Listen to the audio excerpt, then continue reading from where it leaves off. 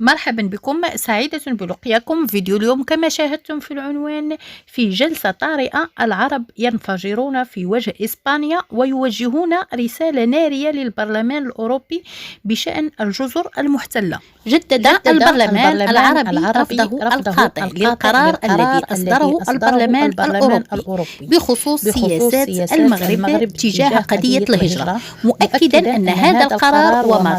تضمنه من انتقادات واهية واتهامات لا أساس لها من الصحة يمثل ابتزازا وتسييسا مرفوضا لجهود المملكة المغربية في مواجهة مشكلة الهجرة غير المشروعة. واستنكر البرلمان العربي في قرار أصدره عقب جلسة طارئة اليوم السبت بالقاهرة للرد على قرار البرلمان الأوروبي. تدخل البرلمان الأوروبي وإصراره على إقحام نفسه في أزمة ثنائية بين المملكة المغربية ومملكة إسبانيا يمكن حلها بالطرق الدبلوماسية والتفاوض الثنائي المباشر بين الدولتين، كما أشاد بالجهود الحثيثة التي تبذلها المملكة المغربية في مكافحة الهجرة غير المشروعة، والتي تنطلق من إرادة سياسية قوية وتوجيهات مباشرة من صاحب الجلالة الملك محمد السادس بوصفه رائد لحل إشكاليات الهجرة في إفريقيا.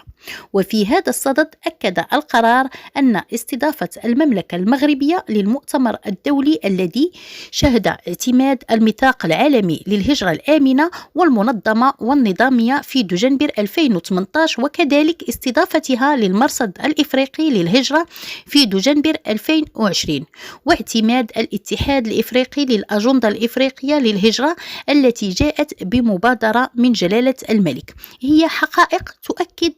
وترسخ الجهود الوطنية والإقليمية والدولية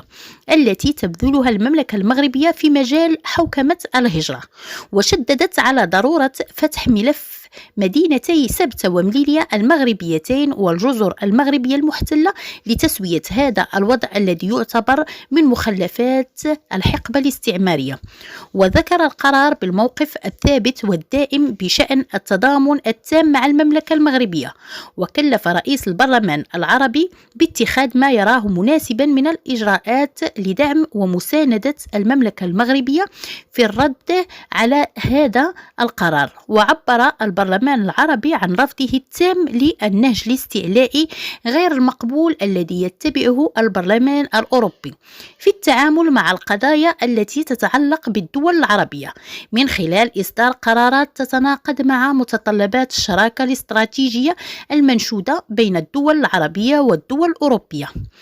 وطالبه بالتخلي عن هذه الممارسات الاستفزازية وتبني مواقف عملية ومسؤولة تعزز التعاون والتنسيق المشترك بين الدول العربية والأوروبية، داعيا إلى بلورة خطة عمل عربية موحدة ومتكاملة لمواجهة مثل هذه المواقف غير المسؤولة للبرلمان الأوروبي، وعلى نحو يضمن احترام سيادة الدول العربية وعدم التدخل في شؤونها. كما دعا البرلمان العربي كلا من الاتحاد البرلماني الدولي وبرلمان البحر الأبيض المتوسط والجمعية البرلمانية للاتحاد من أجل المتوسط وكافة البرلمانات الإقليمية إلى رفض وإدانة هذا القرار الذي يتعارض مع قواعد الدبلوماسية البرلمانية المتعارف عليها دوليا.